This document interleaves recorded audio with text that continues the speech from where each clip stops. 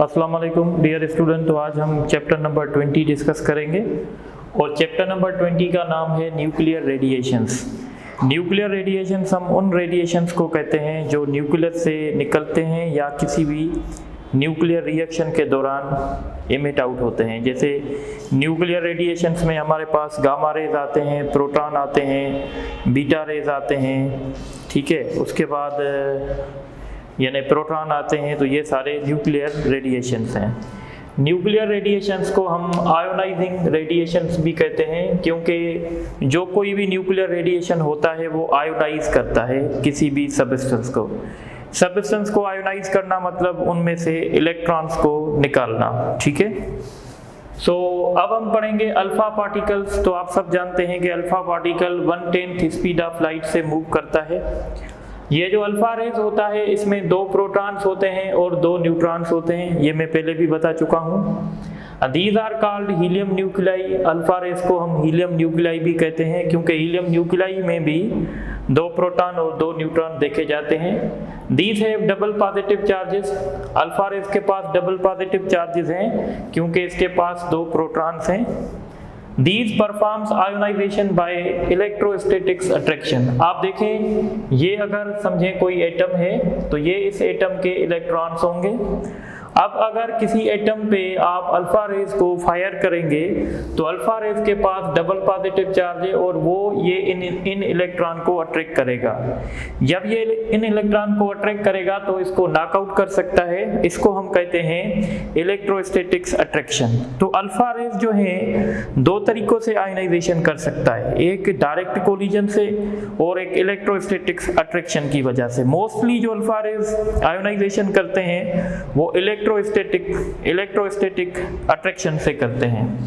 So these performs ionization by electrostatics attraction. These have high ionization power due to double positive charge and heavy mass.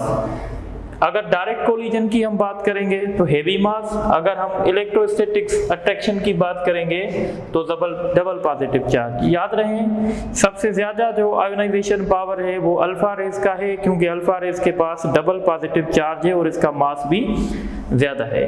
अच्छा, अगर आप alpha rays को रोकना चाहते हैं, alpha raise का पेनिट्रेशन पावर जो है वो कम है। अल्फा रेज का पेनिट्रेशन पावर हम ऐसे कह सकते हैं कि सबसे कम है। तो अगर आप अल्फा रेज को रोकना चाहते हैं तो मेटल शीट आपके पास होनी चाहिए, उससे आप अल्फा रेज को रोक सकते हैं। So metal sheet may behave as a good shield against the alpha rays. उसके बाद हम डिस्कस करेंगे प्रोटॉन। प्रोटॉन क्या है? Its mass is 1/4। ये क्वेश्चन एनटीएस में आ चुका है। तो प्रोटॉन जो है इसका मास जो है वो 1/4 है और इसकी चार्ज 1/2 है अल्फा रेज पे, क्योंकि अल्फा रेज पे डबल पॉजिटिव चार्ज है। अगर हम उसको हाफ करेंगे तो वहां से प्रोटॉन की चार्ज निकल आएगी और इसका मास 1/4 है। अब ये बात समझनी चाहिए कि जिस तरीके से अल्फा रेज आयोनाइजेशन करती है उस तरीके से प्रोटॉन भी आयोनाइजेशन करता है। यानी अल्फा रेज का और प्रोटॉन का आयोनाइजेशन मैकेनिज्म सेम है। दोनों का जो आयोनाइजेशन मैकेनिज्म है वो है electrostatics attraction. It produces ionization by electrostatic attraction. Its ionization power is 1/5 of alpha rays. इसका जो ionization power है वो अल्फा रेज के हिसाब से कम है। रीजन ये है कि इस पे चार्ज जो है वो हाफ है, इसलिए हम कहते हैं इसका ionization पावर जो है वो 1/5 है। इसके बाद आप देखें बीटा रेज, ठीक है। तो बीटा रेज को हम फास्ट मूविंग इलेक्ट्रॉन्स भी कहते हैं। So these are also called the fast moving electrons, और इनकी जो स्पीड होती है वो 1/5 स्पीड ऑफ लाइट होती है। It produce ionization by electrostatics repulsion. इनकी जो आयोनाइजेशन होगी वो इलेक्ट्रोस्टैटिक्स रिपल्जन से होगी और इसका जो आयोनाइजेशन पावर होगा वो कम होगा। Its ionization power is low but penetration power is high। अगर आप बीटा रेज को कंपेयर करवाएंगे प्रोटॉन के साथ, या अगर आप बीटा रेज को कंपेयर करवाएंगे प्रोटॉन के साथ, तो हम कहेंगे कि प्रोटॉन का जो आयोनाइजेशन पावर है वो कम है और बीटा रेज का जो पेनिट्रेशन पावर है वो ज़्यादा है, ठीक है। अब उसके बाद हम डिस्कस करेंगे गामा रेज। गामा रेज क्या है? दीज आर वेरी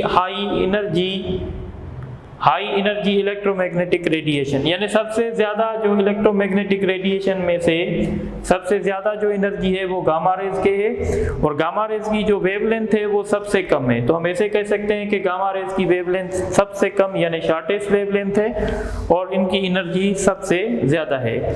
ये गामा रेज जो होते हैं ये तब इमिट होते हैं जब कोई न्यूक्लियस डिसइंटीग्रेट होता है। तो जब न्यूक्लियस डिसइंटीग्रेट होता है तो उसमें से ये रेडिएशंस इमिट होते हैं। So these are emitted from the nuclei of radioactive atom.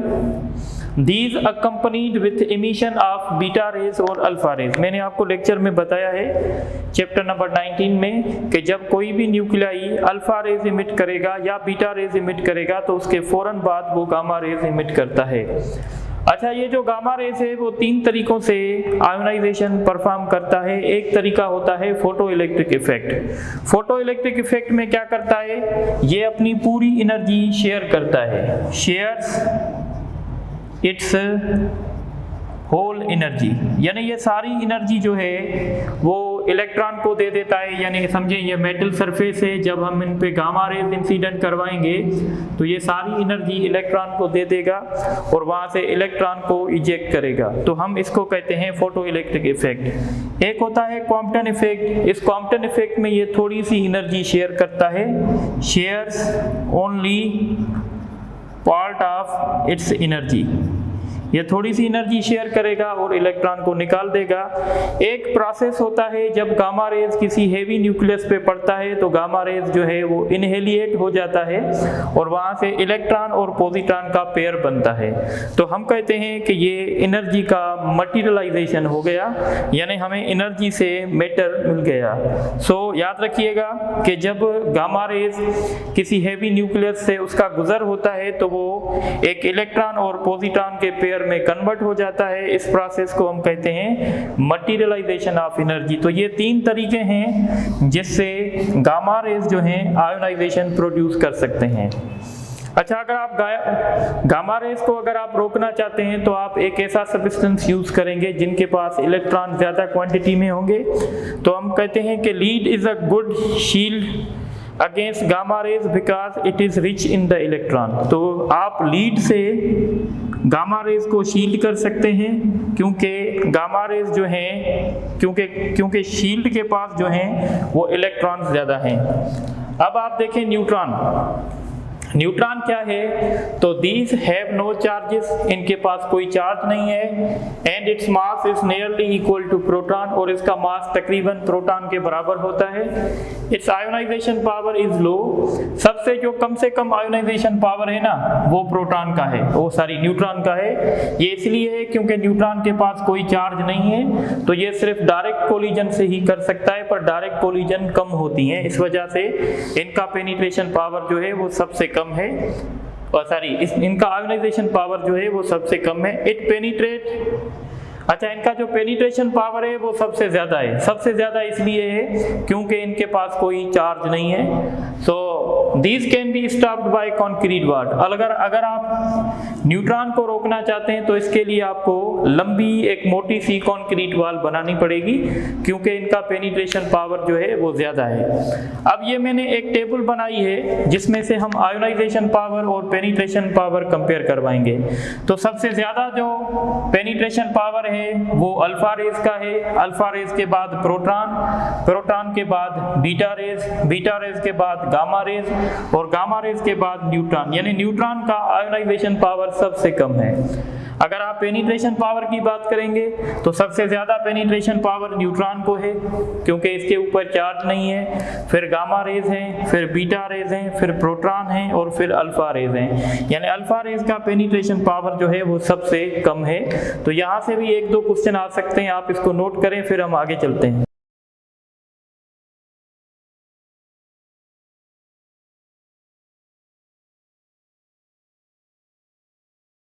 अच्छा, अब हम देखेंगे डिटेक्शन ऑफ पार्टिकल्स। देखिए, अगर हम पार्टिकल्स को डिटेक्ट करना चाहते हैं कि कौन कौन से पार्टिकल्स जो हैं मौजूद हैं, तो पार्टिकल्स को हम डिटेक्ट कर सकते हैं, आयोनाइजेशन पार्टिकल्स को हम डिटेक्ट कर सकते हैं आयोनाइजेशन पावर के हिसाब से।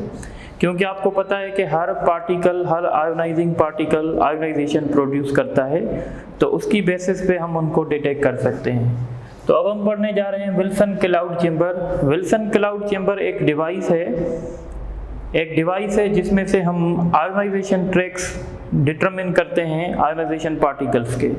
तो मैंने लिखा it is a device use for making the ionization path of particles. अच्छा, ये जो विल्सन क्लाउड चेम्बर है ये कैसे काम करता है? ये सुपर सैचुरेटेड सॉल्यूशन पे काम करता है। ये देखा गया है कि सुपर सैचुरेटेड जो ये वेपर्स होते हैं वो जल्दी कंडेंस हो जाते हैं अगर उनमें कोई आयोनाइजेशन पार्टिकल का गुजर होता है। तो लिखा है it works on the fact that super saturated particles condense more quickly in presence of ions. अब आप यहाँ देखेंगे तो यहाँ पे हम सुपर सैचुरेटेड वेपर्स यूज़ करेंगे। यहाँ पे हमने ये जो आपका मटेरियल देख रहे हैं हमने अल्कोहल रखा है और ऊपर हमने एयर रखा है। अब ये अल्कोहल के पार्टिकल्स जो हैं ये एयर के साथ मिक्स हो जाएंगे और इस सॉल्यूशन को हम कहते हैं सुपर सैचुरेटेड सॉल्यूशन। अब हम क्या करेंगे, इस पिस्टन को, ये पिस्टन है, इस पिस्टन को ऊपर मूव करवाएंगे और फिर ऊपर मूव करवाने से हम ऑल ऑफ सडन एक्सपेंशन करेंगे, यानी हम एडियाबैटिक एक्सपेंशन करेंगे। तो एडियाबैटिक एक्सपेंशन में ये जो सुपर सैचुरेटेड सॉल्यूशन बन गई है या सुपर सैचुरेटेड जो वेपर्स बन गए हैं ये कंडेंस होंगे और ये वहाँ पे ज़्यादा कंडेंस होंगे जहाँ से पार्टिकल्स का गुजर होगा। तो हम क्या करेंगे, एक विंडो हमने बनाई है, यहाँ से हम रेडिएशन को पास करेंगे और यहाँ से हम लाइट इंसिडेंट करवाएंगे और ऊपर जो है कैमरा लगा हुआ है। तो जैसे ही ये आयोनाइज पार्टिकल घूमेंगे तो फिर जहाँ से आयोनाइज पार्टिकल्स का गुजर होगा वो जो मतलब पोर्शन है, वो जो पाथ है वो जल्दी जो है वो कंडेंस हो जाएगा। तो अगर आपके पास अल्फा रेज होंगे तो अल्फा रेज का क्योंकि आयोनाइजेशन पावर ज़्यादा है तो अल्फा रेज में थिक कंटिन्यूअस लाइन बनेगी। और अगर आपके पास बीटा रेज हैं तो बीटा रेज का आयोनाइजेशन पावर जो है वो कम है तो उस केस में थिन ब्रोकन लाइन बनेगी, ठीक है ना। अल्फा रेज में थिक कंटिन्यूअस लाइन बनेगी क्योंकि उसका आयोनाइजेशन पावर ज़्यादा है और बीटा रेज में जो है थिन और ब्रोकन लाइन बनेगी क्योंकि इसका आयोनाइजेशन पावर कम है। और आपको पता है गामा का तो आयोनाइजेशन पावर वैसे भी कम है, तो इसमें आपको जो है स्क्रेटेड जो है डॉट्स नजर आएंगे। तो ये आपको पाथ भी आपसे पूछ सकते हैं टेस्ट में। उसके बाद हमारे पास टॉपिक है जीगर काउंटर। ये जो जीगर काउंटर है ये एक डिवाइस है जो हमें काउंट करके बताती है कि यहाँ पे कितने रेडिएशंस थे। So it is a portable device which is used for detection of ionization particles और रेडिएशन। ये इस फैक्ट पे काम करता है, अगर आप देखेंगे तो इसमें एक ट्यूब पड़ा हुआ है और इसमें हमारी एयर है यानी गैसेज हैं, या समझिए गैस है इसमें पड़ी। तो आपको पता है गैस जो है वो इलेक्ट्रिसिटी को कंडक्ट नहीं करती, पर अगर इस केस में आयोनाइजिंग पार्टिकल्स आ जाते हैं तो एकदम से जो है कंडक्शन शुरू हो जाती है। और जैसे ही कंडक्शन शुरू होगी इसमें करंट फ्लो करेगा और यहाँ पे हमने कोई लाउड स्पीकर या कोई काउंटर लगा दिया है जो इसको काउंट करेगा कि कितने रेडिएशंस का यहाँ पे गुजर हुआ है। इसके बाद है सॉलिड स्टेट डिटेक्टर। अब सॉलिड स्टेट डिटेक्टर में एक फोटो डायोड हम यूज करते हैं। ये फोटो डायोड हमेशा रिवर्स ब्यास में चलता है।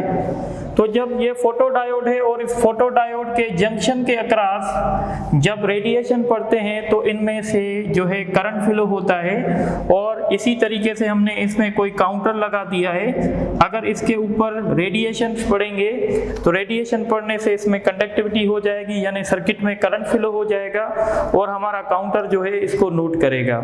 अगर आप सॉलिड स्टेट डिटेक्टर को जीगर काउंटर से कंपेयर करवाना चाहेंगे तो जीगर काउंटर को चलने के लिए ज़्यादा वोल्टेज चाहिए और सॉलिड स्टेट डिटेक्टर को चलने के लिए कम वोल्टेज चाहिए। तो ये इसका एडवांटेजेस है। अब हम कहते हैं रेडिएशन एक्सपोजर। देखें हम जिस यूनिवर्स में रहते हैं यहाँ पे हमारे पास जो है हमारी अर्थ में जो है वो बहुत ज़्यादा रेडिएशंस आते हैं जो हमारे सेल्स को डैमेज कर सकते हैं। जैसे सबसे ज़्यादा जो हम रेडिएशन फेस करते हैं वो अल्ट्रावायलेट रेडिएशंस होते हैं। अल्ट्रावायलेट रेडिएशंस जो होते हैं वो सन के रेडिएशंस होते हैं। अल्ट्रावायलेट रेडिएशंस वो होते हैं जिनकी यानी आप कह सकते हैं कि जिनकी जो है जिनकी फ्रीक्वेंसी या एनर्जी जो है वो ठीक है वायलेट से ज़्यादा होती है पर एक्स रे से कम होती है। ये अल्ट्रावायलेट रेडिएशन जो है ये मोस्टली ओजोन लेयर से ब्लॉक हो जाते हैं, ओजोन लेयर इनको डिप्लीट कर देता है। पर आजकल क्या हो रहा है कि ओजोन लेयर के साथ भी कुछ इश्यूज हो रहे हैं इंडस्ट्री की वजह से, इसलिए अल्ट्रावायलेट रेज जो हैं हम तक आ रहे हैं और ये हमारे टिश्यूज वगैरह को डैमेज कर सकते हैं, बहरहाल एक डिस्ट्रक्शन प्रोड्यूस कर सकते हैं। उसके बाद हम कहते हैं कि कॉस्मिक रेडिएशंस भी होते हैं। कॉस्मिक रेडिएशंस क्या होते हैं, तो कुछ रेडिएशन स्पेस से भी आ रहे होते हैं और इसी तरीके से हम कहते हैं कि भाई जैसे हम मेडिकल पर्पसेस के लिए एक्सरेज वगैरह करवाते हैं तो वो एक्सरेज भी हमारी बॉडी पे डैमेजेस कर सकते हैं। पर एक सर्टेन रेडिएशन का जो डोज है वो हम ठीक है बर्दाश्त कर सकते हैं, पर अगर मोर फ्रीक्वेंटली अगर हमें ये डोज मिलता रहेगा तो हमारी बॉडी में बहुत सारे इश्यूज हो सकते हैं, इवन डेथ भी हो सकता है। अच्छा, अब हम डिस्कस करेंगे रेडिएशन डैमेजेस। तो रेडिएशन कौन कौन सी डैमेजेस कर सकते हैं, तो रेडिएशन डैमेज इसलिए करता है कि हर रेडिएशन के पास आयोनाइजेशन पावर है और वो हमारे सेल को आयोनाइजेशन करते हैं। सेल में जब आयोनाइजेशन होगी तो सेल हमारा डिस्ट्रॉय होगा बॉडी का।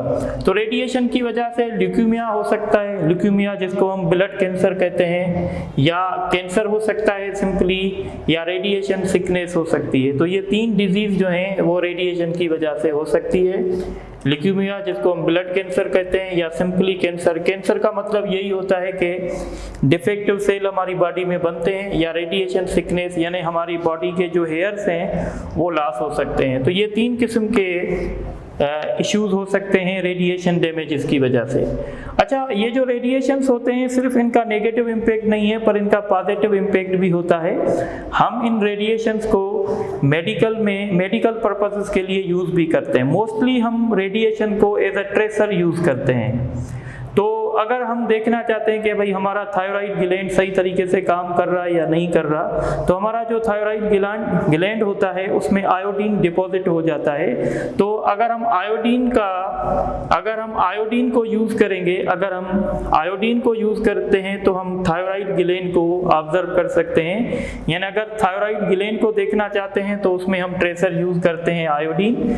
इस तरीके से हमारे जो बोन होते हैं उसमें कैल्शियम डिपॉजिट होता है। तो अगर हम बोन को देखना चाहते हैं, उनके ऊपर स्टडी करना चाहते हैं, तो हम कैल्शियम का ट्रेसर यूज कर सकते हैं। अगर हम ब्लड फ्लो को देखना चाहते हैं, रेट ऑफ ब्लड फ्लो को देखना चाहते हैं, तो इसमें हम सोडियम का ट्रेसर यूज कर सकते हैं। अगर हम लिवर को देखना चाहते हैं तो उसमें हम कोबाल्ट का ट्रेसर यूज कर सकते हैं। तो ये रेडिएशन के कुछ बायोलॉजिकल यूजेस हैं। इसी तरीके से हम कैंसर की ट्रीटमेंट में भी रेडिएशन यूज कर सकते हैं। कैंसर की ट्रीटमेंट 2 तरीके से होती है, एक होती है एक्सटर्नल थेरापी, एक होती है इंटरनल थेरापी।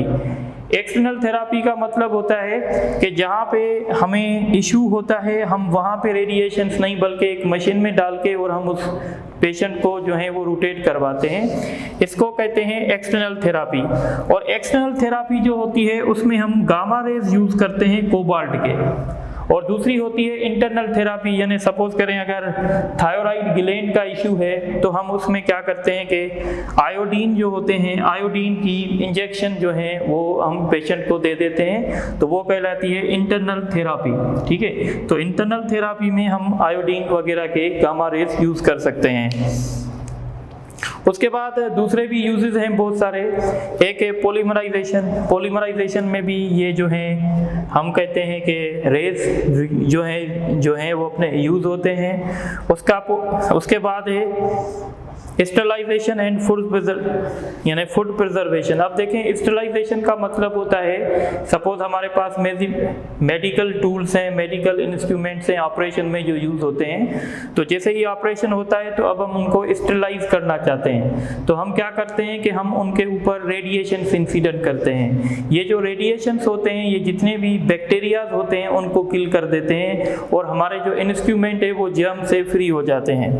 इसी तरीके से फूड प्रिजर्वेशन, अगर हम किसी फूड को स्पॉइल होने नहीं देना चाहते, हम किसी भी फूड को कुछ सालों के लिए प्रिजर्व करना चाहते हैं, तो हम उसके ऊपर जो है रेडिएशन इंसिडेंट करते हैं। तो रेडिएशन क्या करते हैं कि वो जो बैक्टीरिया वगैरह होते हैं उनको जो है किल कर देते हैं। इस तरीके से गेजिंग और कंट्रोल में भी ये यूज़ हो सकते हैं, रेडियोग्राफी में भी यूज़ हो सकता है। रेडियोग्राफी एक स्टडी होती है या एक प्रोसेस होती है जिसमें हम एक्सरेज के थ्रू देखते हैं कि इसमें यानी पोरोसिटी तो नहीं है, इसमें केविटी तो नहीं है, तो ये सारा कुछ हम रेडियोग्राफी में देखते हैं। उसके बाद आर्कोलॉजी, आर्कोलॉजी यानी अगर हम किसी भी बॉडी की स्टडी करना चाहते हैं कि ये कितने साल पुरानी है, तो उस स्टडी को आर्कोलॉजी कहते हैं। और इसमें मोस्ट यूज होता है कार्बन डेटिंग। कार्बन डेटिंग में हम क्या करते हैं, कार्बन का आइसोटोप है C6 और 14, ये कार्बन का हम आइसोटोप यूज करके, जैसे इसका मैंने प्रीवियस लेक्चर में आपको हाफ लाइफ टाइम भी बताया था 5760 ईयर्स होता है, तो इसकी मदद से हम ये अंदाज़ा लगा सकते हैं कि ये जो स्पेसिमेन है ये कितने साल जो है वो पुराना है। तो इस स्टडी को हम कहते हैं कार्बन डेटिंग। यानी कार्बन डेटिंग है कंफर्मेशन ऑफ एज,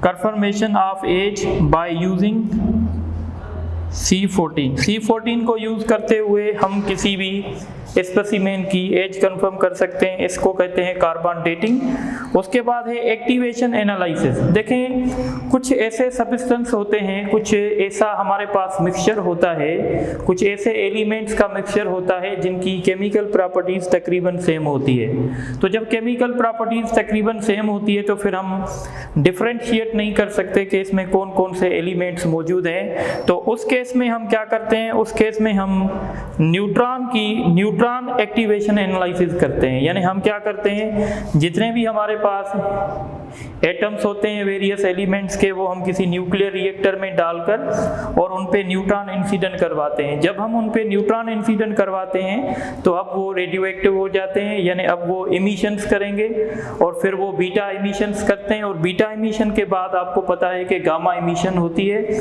फिर उन गामा इमिशंस की हम एनर्जी को चेकआउट करते हैं कि भाई इनकी एनर्जी कितनी है। फिर उस हिसाब से जो है हम डिफरेंशिएट करते हैं कि इसमें ये जो हैं एलिमेंट्स मौजूद हैं। तो इस सारी स्टडी को हम कहते हैं न्यूट्रॉन एक्टिवेशन एनालिसिस। तो it is the technique to identify the elements of mixture having same chemical properties. जब मिक्सचर के पास सेम केमिकल प्रॉपर्टीज होंगी तो उनको एनालिसिस करने के लिए हम न्यूट्रॉन एक्टिवेशन एनालिसिस यूज करते हैं। तो इस तरीके से ये चैप्टर नंबर 20 जो है वो एंड हो गया। अब हम इस पे कुछ MCQs करेंगे और फिर ये चैप्टर वाइंड अप हो जाएगा।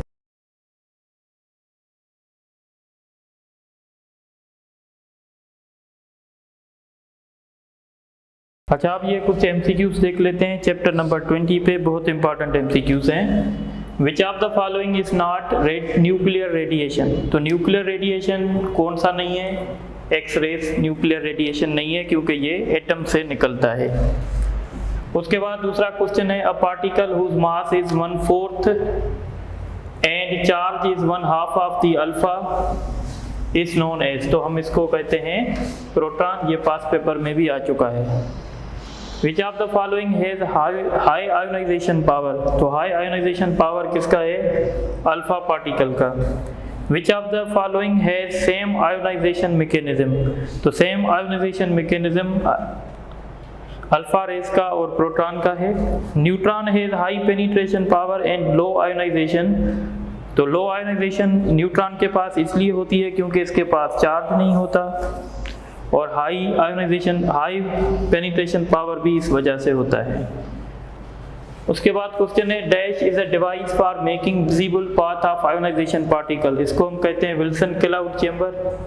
इन Wilson cloud chamber the alpha particle से, तो अल्फा रेस के पास थिक एंड कंटिन्यूअस लाइन होगी क्योंकि इसके आयोनाइजेशन पावर ज़्यादा होता है। Which of the following is better shield for gamma rays. तो गामा रेस की बीट यानी बेटर शील्ड जो है वो लीड है। Dash is portable device which is operating at high voltage for detection of ionization particle. High voltage है तो इसका मतलब होगा ये जीगर काउंटर है। उसके बाद क्वेश्चन है, for observing the bone diseases dash isotopes is use. तो बोन के लिए हम कौन सा आइसोटोप यूज करेंगे? कैल्शियम यूज करेंगे। Which of the following is are use of radiation? तो रेडिएशन पोलिमराइजेशन में भी काम होता है, स्टेरिलाइजेशन में भी काम आता है, रेडियोग्राफी में भी काम आता है, एक्टिवेशन एनालिसिस में भी काम आता है। तो ऑल ऑफ दीज होगा, ये पास पेपर में आ चुका है। रेडिएशन कैन काज, तो रेडिएशन ल्यूकेमिया भी कर सकता है, रेडिएशन सिकनेस भी कर सकता है, जीन म्यूटेशन भी कर सकता है। तो इसका ऑप्शन होगा all of these. Last question है, a solid state detector basically consist. तो सॉलिड स्टेट डिटेक्टर में एक पीएन जंक्शन डायोड होता है, तो इसका ऑप्शन बी होगा। इस तरीके से चैप्टर नंबर 20 कंप्लीट हुआ। तो इंशाल्लाह बाकी नेक्स्ट क्लासेस में हमारा एक चैप्टर रहता है, हो सकता है वो हम फिजिकली करें, या अगर फिजिकली नहीं हो सका तो फिर इंशाल्लाह हम जो है उस पोर्टल पे डिस्कस करेंगे। इसकी टेस्ट आपको पहले से ही मिल चुकी हैं और मैं कोशिश करूंगा कि पोर्टल पे भी अपलोड करवा लूँ। Thank you very much.